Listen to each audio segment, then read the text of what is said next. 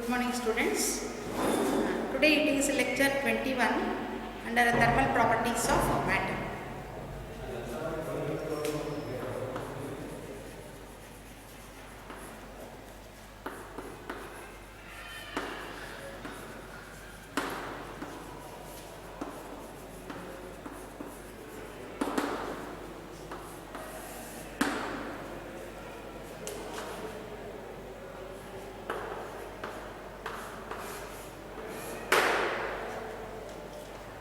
In the previous class we have learnt the concept of conduction. In that we have learnt about thermal conductivity to define using temperature gradient. Okay. So in the previous class we have learnt definition of temperature gradient, its SI unit along with its dimensional formula, and also we have learnt two more definitions like heat current and one more thermal resistance. So using all this we have also learnt the chart which shows about the conductivity, thermal conductivity, the chart. Using that we have learnt some of the applications yesterday. Hope I say that you might have understood all the concepts very clearly by looking to the chart, how the applications you come across in our day-to-day life. Okay, many things we come across, but looking to the chart you have observed how thermal conductivity varies, and depending on that how you explain the applications. Okay. Today let us learn some of the concepts based on thermal conductivity where you come across particularly while solving problems, and particularly while solving the competitive exam questions like JEE mains, maybe the NEET paper, or maybe the Karnataka CET exam, or maybe 5-mark problems. So please remember, I will just give some of the formulas. So by looking to these formulas you can also save time in the exam. Along with that you can also do the problems very comfortably within lesser time. For any objective type questions you can save time. So I will just give some of the formulas based on thermal conductivity.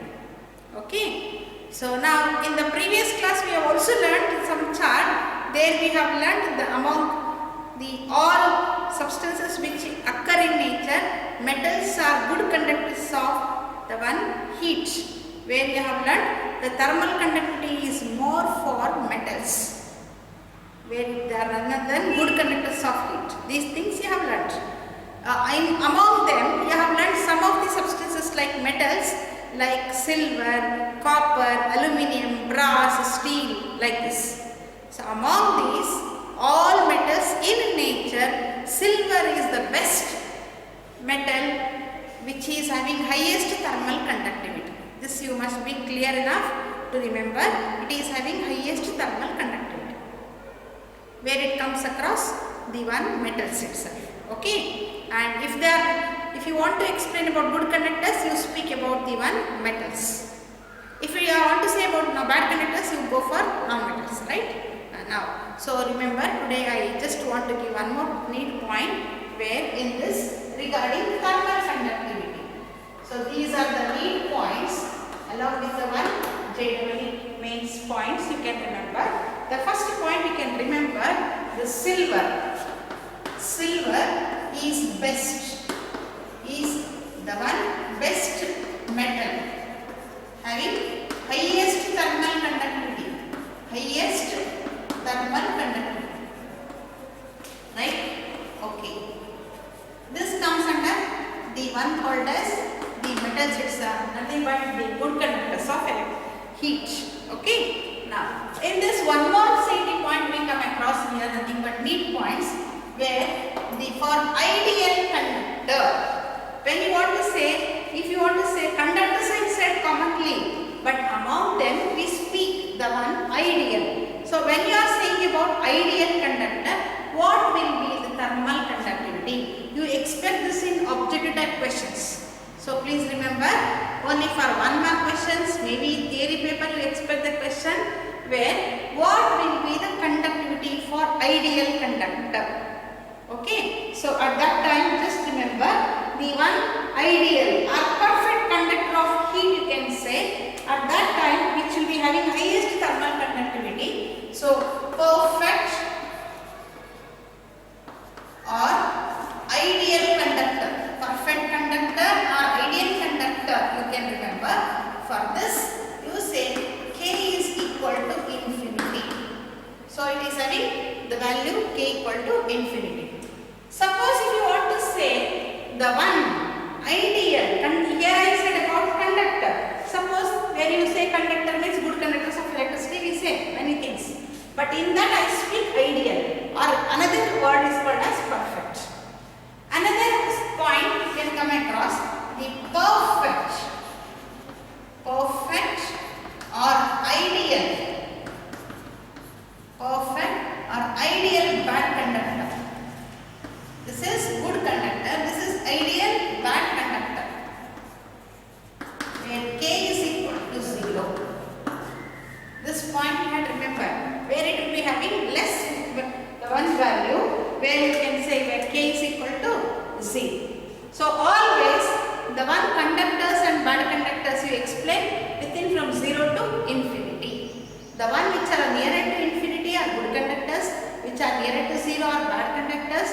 In this we particularly say if it is exactly 0, it is ideal bad conductor. If it is exactly infinity, ideal good conductor. You can also say ideal good conductor or perfect conductor. Okay, right. Now in this we come across the next point. Yesterday we have learned the formula regarding the one coefficient of thermal conductivity. There we have written the expression for single rod. Suppose if we have a rod which is like this.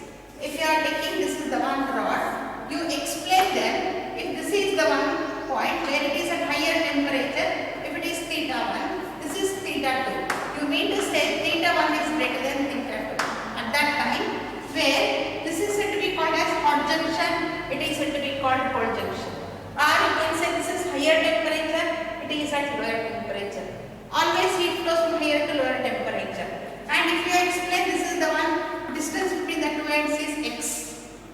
And the area of cross section of the conductor is represented by A. And also we have the time interval, the flow of heat in it is nothing but 50 seconds. At that time we have written the expression where that is Q is equal to Ka theta 1 minus theta 2 into T by x. This formula we have written by using factors on which it depends. At the same time if it is for K, Q into x, A into theta 1 minus theta 2 into T. This formula we have written for a single conductor. If you have a single conductor, using this formula we just calculate. By knowing all the values, we will calculate the value of coefficient of thermal conductivity. By chance, if you have composite rods, composite means many rods. Many rods if you have, at that time what we do them is we join them. We join them together. Maybe in terms of series or maybe parallel. What do you mean by series? If you are joining them end to end, we call it as series combination. By chance, if you are connecting to common terminals, we call it as parallel. What do you mean by series? By chance, you have one rods. For example, this is of one type of rod, right? It is having different coefficient of thermal conductivity. It is having all its special properties. Similarly, this is one more rod. Let me take of different material. If I want to join this, so like this, you can take 10 to 15 maybe rods, whatever may be the numbers you can select. For that we call it as composite. So you are connecting the composite rods in series. When you are connecting them like this, end to end, at that time we call it as series combination. What do you mean by end to end? If you have one end of the first conductor, he is connected to the another end of the first end of this conductor, means this second conductor. This is first conductor. Let me say this is first end, this is second end. So the second end of first conductor is connected to first end of the second conductor. Similarly, if I connect here, the second end of the second conductor is connected to first end of the third conductor. Like this continuation if you explain, rods you can take. At that time we call it as composite. That is combination composite rods connected in series. So for this we write the one formula. Composite rods connected in series means maybe the different one rods will be having different coefficient of thermal conductivity, different lengths are there. At that time we write like this, where we for composite rods, combination of composite rods, combination of composite rods, composite rods connected in series, connected in series. At that time we write the effective coefficient of thermal conductivity. Means like this, the rod will be like this, one will be like this, okay, another is connected like this. This is first rod, this is second rod, this is third rod, like this, right? For this it is K1, this is K2 coefficient of thermal conductivity, etc. like this. That is thickness is X1, this is X2, this is X3, like this it goes on like this.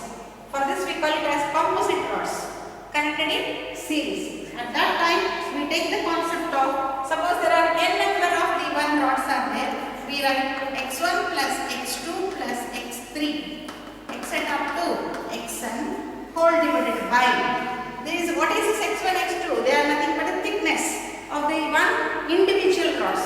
X1 is thickness of the first rod, X2 is thickness of the second rod, like this it goes on up to n terms, okay. And finally we take the one individual, the one nothing but the rods, where at that time we write X1 by K1 plus X2 by K2 etc. up to Xn by Kn, like this.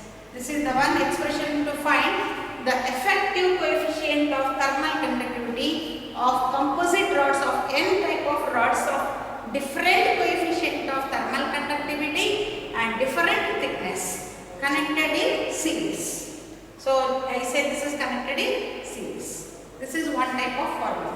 One more formula, if composite rods, let me say only two rods are there of equal lengths. Here different lengths are there, they are not same. If you are having two equal lengths and composite rods connected in series, at that time, fifth one point, composite rods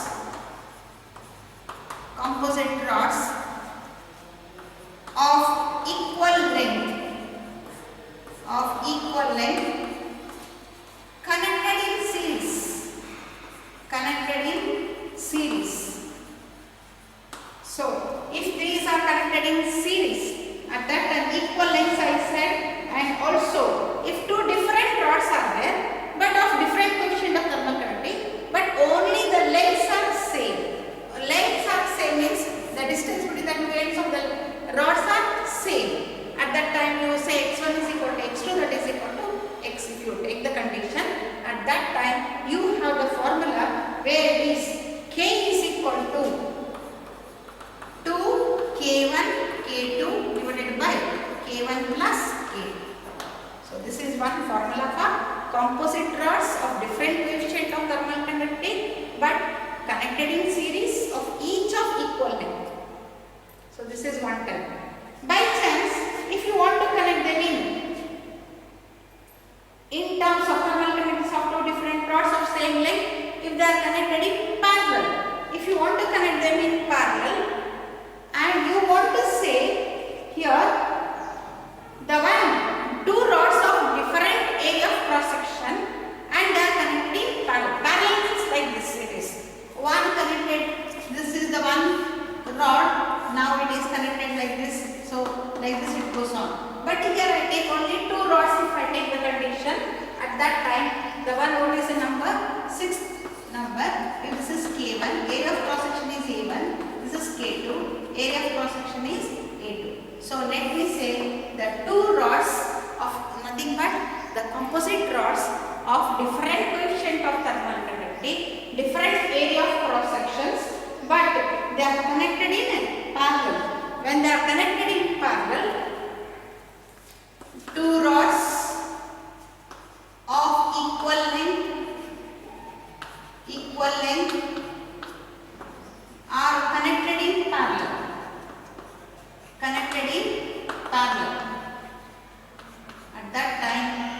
say where K is equal to K1 A1 plus K2 A2 divided by A1 plus A2. So here we have taken the one formula where K1 A1 plus K2 A2 is equal to divided by A1 plus A2. What are this A1 and A2? A1 and A2 are the area of cross sections. Okay. Now, if area of cross sections are equal, if both are equal, if you want to say, if area of cross section, this is number 7. If area of cross section are equal, means you want to say here, there is nothing but two rods are there, two rods of different materials, but their area of cross sections are same. At that time, you can say if they are equal, then K1 is equal, that is K is equal to, you can say where K is equal to K1 plus K2 divided by 2. By chance, if you are taking more than 2, for example 5 rods are there, at that time you can take K1 plus K2 plus K3 plus K4 plus K5 divided by 5, like this. Whatever the numbers you take, depending on that you can write like this. Okay. And one more point in this condition, when you are connecting them, by chance temperature the interface connecting two rods of different lengths, temperature of the one nothing but interface. What do you mean by interface means? Let me tell you here. For this I take the condition here. Suppose if you have, this is the one rod, this is the one rod, here this is theta 1, this is theta 2. What at this junction we call it as interface. For this we call it as theta naught. What is that theta naught? It is the one temperature at the interface, means at its junction. Junction means both are joined together at that point. It is not at ends. When both are joined places, it is called as the one interface. At that time you have nothing but temperature of interface of two different rods of two different lengths. At that time you can take like this. For this, you can write temperature interface. For this, maybe the number 8 it is temperature interface of two rods. Of the one maybe of different, you can take maybe the one different lengths you can take for this, different lengths of different lengths.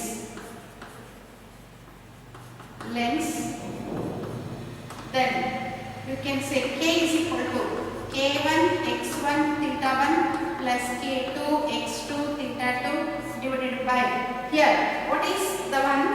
It is K1 means coefficient of thermal conductivity for the first conductor.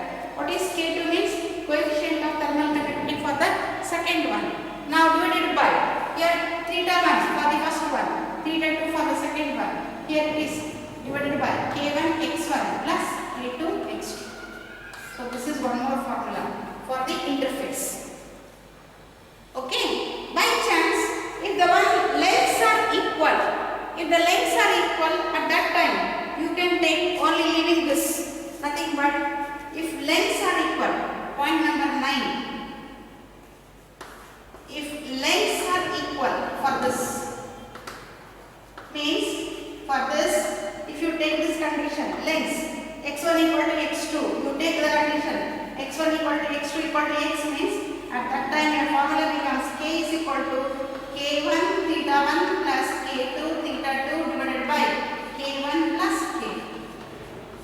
So please observe, these are some formulas which are regularly come across in some of these CT type questions. When you need JEE questions, without giving one single rod, they will give composite rods.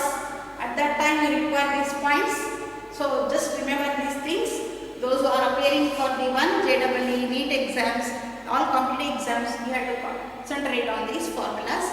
Because of this you can save time and you can do comfortably within a short interval of time. Okay. So I will repeat once again. In this, silver is the best, the one thermal metal which is the highest thermal conductivity. Yesterday I have learned the value is K is equal to 406 value.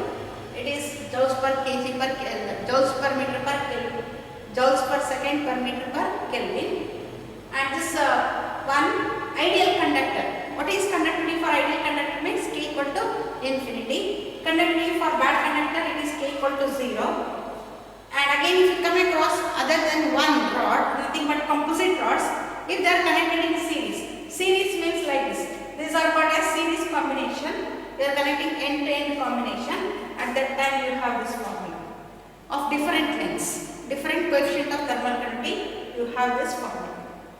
By chance of the same composite rods of equal lengths connected in series, then you take x1, x2 or equal means at that time you have this formula 2k1 k2 by k1 plus k2.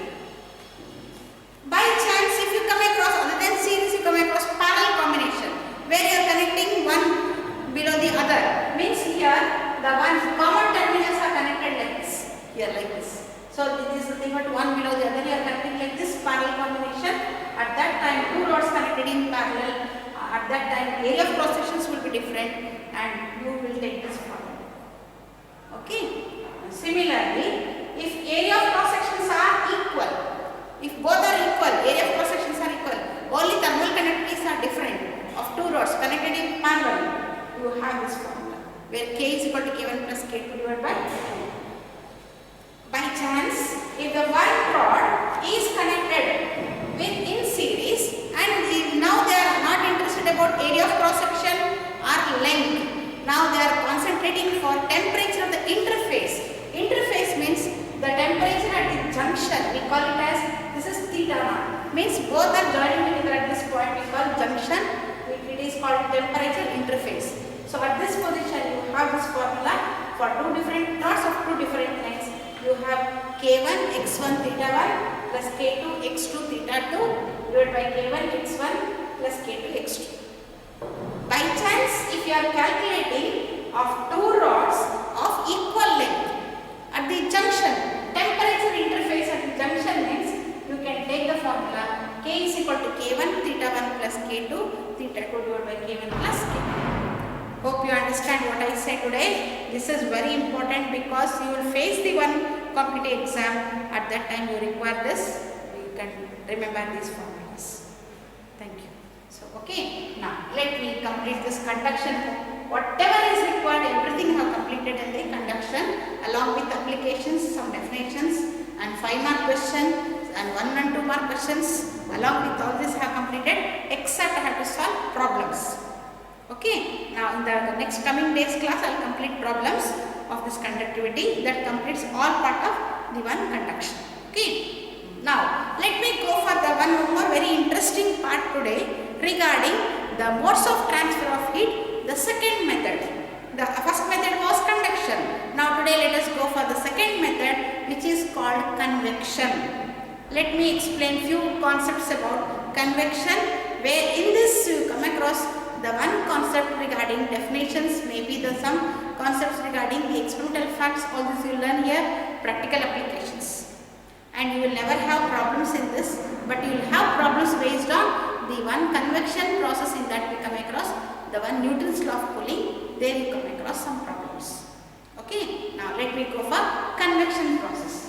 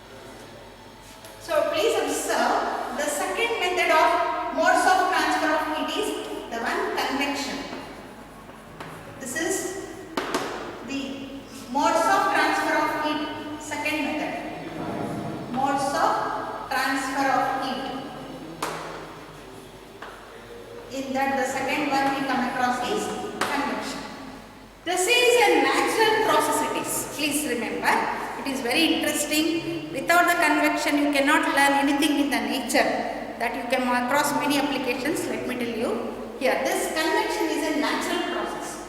It is a natural process.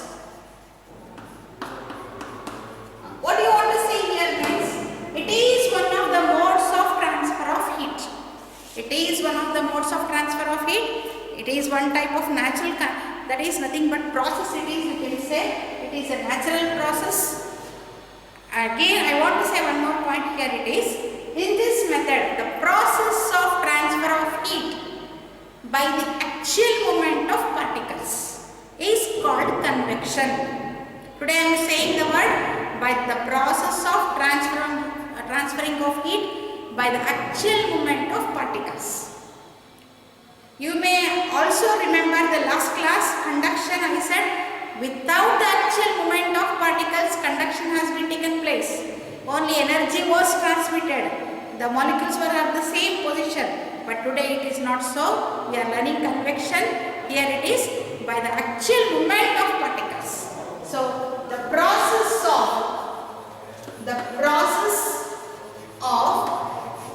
transfer of heat.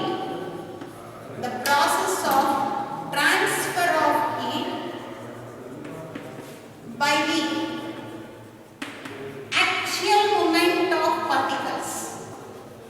Axial movement of particles. Axial movement of particles is called convection. So here, axial movement of particles. This concept you have to remember here. And in this, remember, what is the one, how this process takes place? It is slightly faster than conduction. The process is slightly faster than conduction and slightly slower than radiation. Means here we can also, the process will continue slightly faster, I can say. So you are ready to say here in this case, the one convection is faster than conduction. This point, remember, convection is faster than conduction. The process is slightly faster here. Okay. And here, what are the requirements for this one convection? Remember here means, here necessary conditions required for it. What are the requirements? What are the necessary, compulsory we need that. What are the necessary conditions? In this we come across is. The one necessary condition for this is, the first one, you require a material medium. Material medium. So already in the conduction process, material medium is required, I said. I hope you will understand what I said. So conduction requires material medium.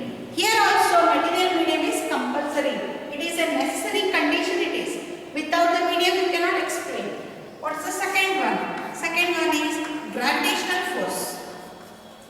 Gravitational force is compulsory. So these are the very necessary requirements for the process of convection. Okay, so hope you understand what I said just now. Now let me go for the real concept here. The one, how to explain this, the one convection process. So for this I explain very simple example, the actual movement of particles I said. So for this very best example I will give, where it is examples I can say, particularly the one warming up of hands, warming up of our hands. So when it is winter season, if you are sitting in front of the fire, if you are holding your hand like this, your hands in front of the fire, you are warming the hands. You are warming the hands means, here what happens, from the fire, the one process whatever you are seeing, the air particles are reaching to your hands, so you feel it is warm. After some time you feel your hands are warm. So you are sitting there in front of the fire and you are getting the warm air. Warm air currents are reaching to your hands, due to which you feel warm hands. That is what you can say, warming up of our hands. You can say. It is one type of circulating pattern of the one air particles you can observe here. For this, I can give one more example is nothing but boiling water. Boiling water. So these two, if you observe, it is enough. You can observe the one conversion process which you can do in your laboratories. You can see this. Okay. Now for this I can just give one example like this. Let me say if this is the one container. This container is consisting of the one liquid like water. Whatever the liquid you can take, there is no problem. Any liquid you can take in a container. And you start heating from downwards. We are just heating this from downwards. So here you have water particles are there. Nothing but the one liquid particles are there. Okay. Now in this container. Now you are heating this container, which is consisting of water. What happens? Now, as and when you heat it, first the bottom of the container gets heated up. Bottom of the container gets heated up. Then, next to this bottom, we will have some water molecules here. These water molecules which are here will first get heated up. Let me say, this is what they get. First they get heated up. After the one where the bottom of the vessel gets heated up, these molecules which are inside will get heated up. When once it gets heated up, what happens? The temperature rises.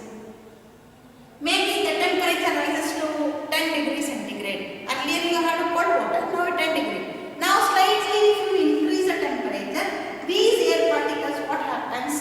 The one, whatever the mass of the liquid particles, whatever you have, in which it starts expanding because you are heating it continuously. Naturally, as and when you heat it, expansion takes place. The expansion of the liquid takes place. When once you are heating it, the first point, you are heating the liquid, due to which what happens? The water molecules get expanded. So whenever it is expanded, what happens? You already know in the previous class, when the liquid expands, volume increases of that mass of that particle, volume increases. Only for particularly of that mass. I am not saying complete container, only this mass, due to which volume increases. So expansion means volume increases. When volume increases, what happens? When once volume increases, naturally what you know, density is equal to mass by volume. Density is equal to mass by volume. When once volume increases, naturally density decreases. So density decreases. When once density decreases, those water molecules will become lighter. Means they become very light particles. Earlier density was more because of cold water. Now slightly it has been heated. Naturally expansion takes place. Volume has been increased. When volume increases, then what happens? Density decreases. When density decreases means it becomes lighter particles. When once it becomes lighter particles, it rises up. Means it rises up. So these particles start rising up. They start rising up like this. Again continuously it will be rising like this. Okay. So completely or continuously reading, it is rising up. When once it is raised up, what happens? These molecules which are here will rise here. When once it is raised there, vacuum is filled in that space. So vacuum is filled there. Vacuum is filled. When vacuum is filled at that point, what happens? The air particles which are nearer to this from sideways. So the sideways particles, I can say, sideways particles are maybe from the top or from top particles. What happens? They come here. Means they will move towards like this. They move towards like this. So these particles which are sideways, they will be coming like this. So as and when they come like this, they will come to this position. Right? Again they start heating up. Again they rise up. So even from this side also, the particles from this side will come, sideways will come here. Here also they come here. They will get heated up, they rise up. So here the particles from the sideways, maybe from top particles, will be reaching to this bottom place and they start heated up. When once they start heated up, again the density becomes less. Naturally density decreases. The one it becomes lighter particle, it rises up. So this process goes on continuously. It moves continuously like this. Okay, like this it will be moving. So, movement of these particles takes place. The actual movement of particles. Remember, actual movement. So, here the actual movement of particles takes place. Of particles takes place. So, remember, in the previous induction I said the molecules were at the same position. They only will be in the same position as and when you give heat it starts vibrating, due to which it gets larger amplitude, vibrated with larger amplitude. Due to the vibration of larger amplitude, the neighboring molecules gets heated up, I said. Means earlier, because of the one heat source which are given by this side, when I give a heat source to the conduction particles, naturally the nearby particles will get heated up. Nearby the source, the one particles get heated up, they start vibrating here, due to which it will get disturbed here. The one again, this particle get disturbed, it again continues, this continues like this. So here, they were at the same position but vibration will be taken place. So the disturbance is created here, hence it continues and the energy is transmitted from one end to the other end, we said in the previous class regarding conduction. But today it is not so. Here the particles from each particle in the container will be coming to this position. They are getting heated up, they are alone getting heated up and they are rising up. Means all the movement of particles takes place. Actual movement of particles, each and every particles get heated up. So when once all the particles heated up, then you can observe in the container, water container, it is nothing but boiling water. If you observe here, the water will be there in this container. So as and when they heat up, this water molecules will become nothing but the liquid molecules will get heated up. Naturally, it may also possess steam, it may possess vapor. So nothing but you have a combination of liquid as well as gases. We call it as fluids. Now that becomes fluid particles. So these fluid particles, what happens? Actually, all the level particles gets heated up. Means all the layers gets heated up. Due to which, here you can say, when once all the layers get heated up, so the one layer which is heated up now will be coming down. The one, it will rise up. It will rise up like this. Here this particle will be coming down like this. Again, all these particles rises like this. So once all the particles gets heated up, fluid particles, naturally complete water has been heated. At that time you can observe in the container small bubbles. When you see the small bubbles in the container, means all the layers of the liquid layer has been heated up, due to which you are getting small bubbles. If you continuously give the heat to it, naturally what happens? All the one bubbles will get heated up, due to which it starts bubbling for bigger size. Hence you can say it starts boiling. Water starts boiling, we say. So that is what boiling water in process you can explain under the concept of convection. So hope you understood now. So here what happens in this case I explained very clearly. Just remember, you have taken liquid in a container first. It is heated up, due to which it has started expanded. When once it expands, the volume of that, the mass of that liquid particle, whatever it is there, and due to which volume increases. When once volume increases, density decreases. When once density decreases, it becomes lighter, due to which it rises up. When once it rises up, at that portion, whatever the particle which has been raised there, vacuum is filled, and due to which the sideway particles, maybe top particles, all will come together and they start to block. So this is how the process takes place. This is called as the actual movement of particles takes place, called as convection. The process of transfer of heat taking place is called as the one actual movement of particles is called convection. So this is how you come across in our day-to-day life based on convection process, a very natural method I said just now. So this is a natural process. Therefore you are learning boiling water and also you are observing warming up of our hands. These examples you observe. Some more examples, practical applications in our day-to-day life. What are those practical applications you can observe means, you can give the best example here. Two types of convections are there. This is the one natural convection. Another is the one called as forced convection. let me tell you two types. What are those two types? One is natural convection. Natural convection. Second one, forced convection. Forced convection. So here, I can give best example for natural convection, boiling water. Because of this naturally all the process takes place, it is called natural convection. When once if you are going for forced convection, you can give best example at home, nothing but the coolers. Coolers, you can say where it works, the one where you forcibly are making that coolers to keep the cool room. You are using that coolers means that is due to forced convection. You are making forcibly to create the convection process.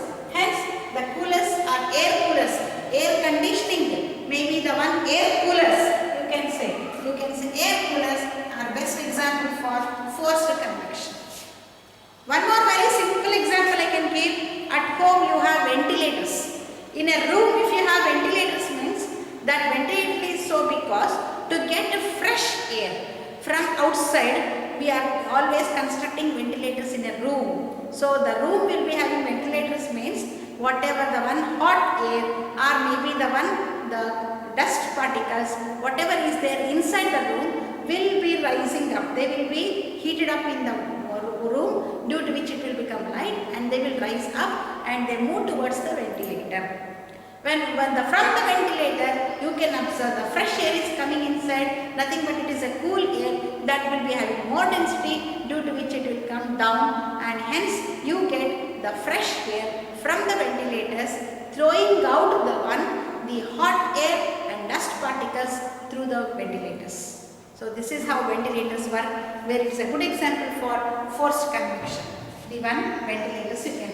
Also you can observe at home in the one kitchens you might have seen chimneys. Chimneys are also working based on the forced convections, right? So chimneys and hot air, you can say how it is working here. And one more, you can also regulate temperature in the human body. To regulate temperature in the human body, we are getting the help of convection process. The circulation of blood in our body is due to what? Convection process. So blood is nothing but a fluid. That is one blood will be transporting each and every part of the organs of the body means that is due to convection process. Particularly you can give the circulation of blood is due to what means it is due to forced convection you can say. You can also regulate the temperature of the body with the help of convection process. Okay, and some more examples I can give example here where you can come across the one,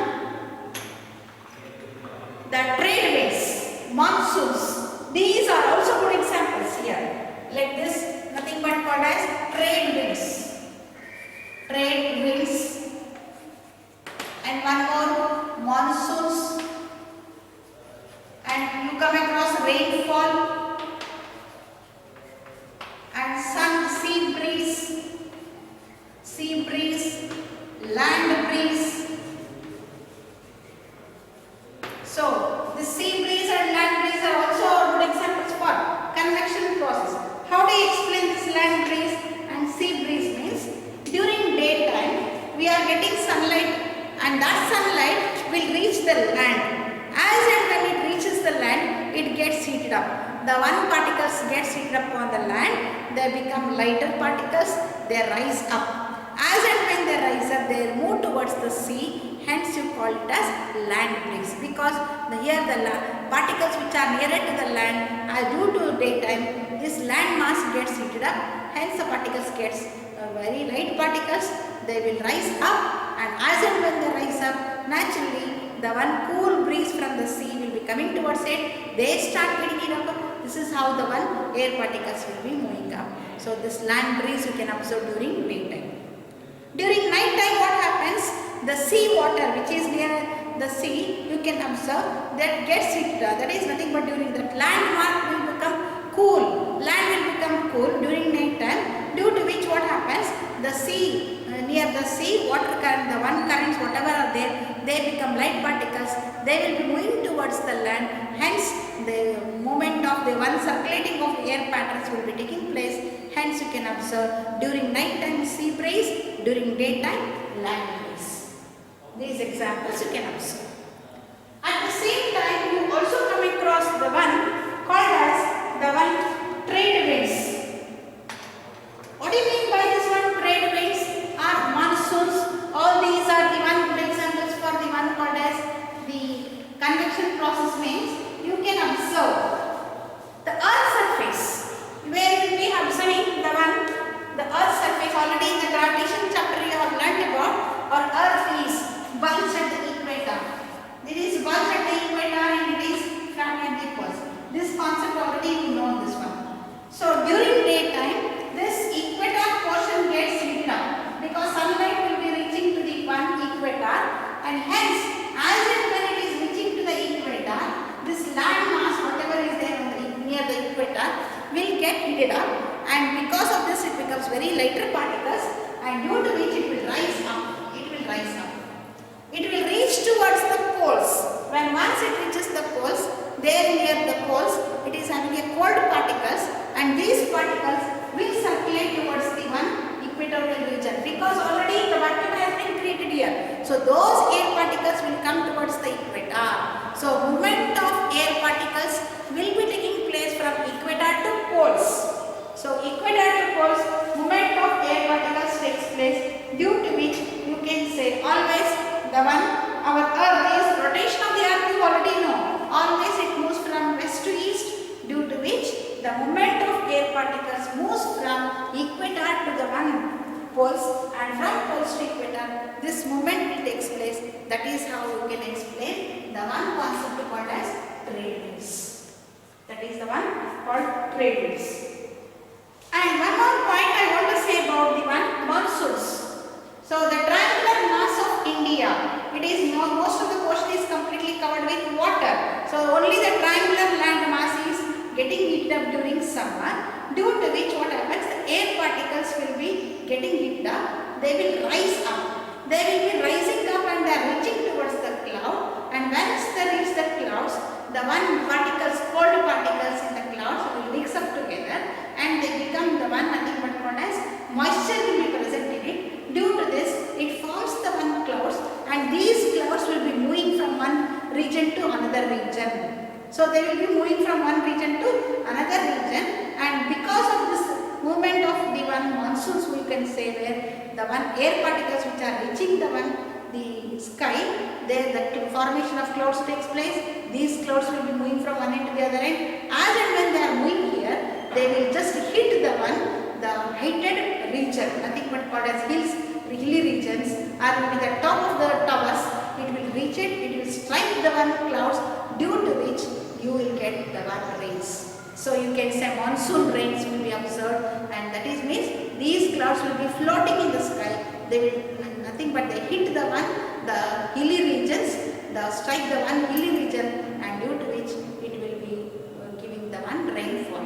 Therefore, you can observe the Cherrapunji is having highest rainfall, and that is due to what means due to this how the movement of clouds will be taking place, and hence you can observe the monsoons.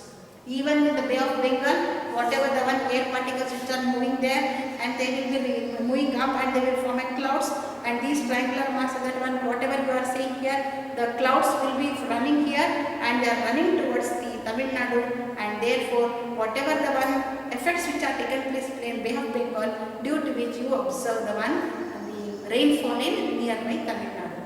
So this is due to what means? This is due to convection currents which are moving from one end to the other end, and that is a natural process, and hence you come across the rain.